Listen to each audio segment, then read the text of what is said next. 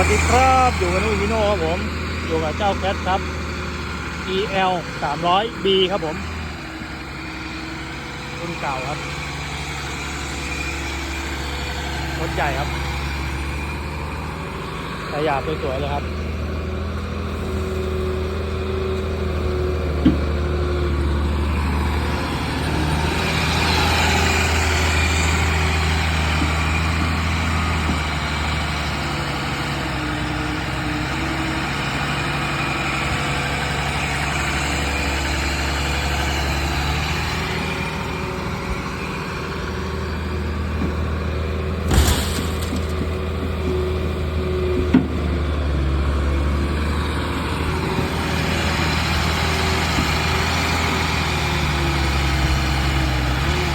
ขอ5 ปากคอครับมุกหยีใหญ่ๆ